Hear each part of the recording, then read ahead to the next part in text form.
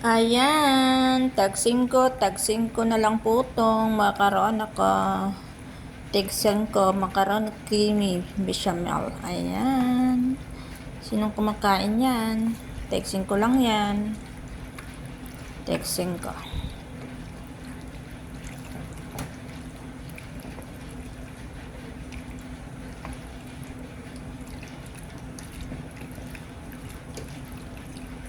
Luto na po siya. Pwede na po siyang kainin. Lalagyan na lang ng mozzarella cheese.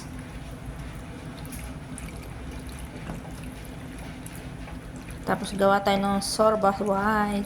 Sorba dust pala. Ito po ang pagkain ng aking amo ngayon. Makarona. Ayan. Dapat ay isda. Sabi ko nakalaga na ako ng makarona. Anong gagawin? Bukas na lang ang isda. Yan. Pero ang isda naka-marinate na yan.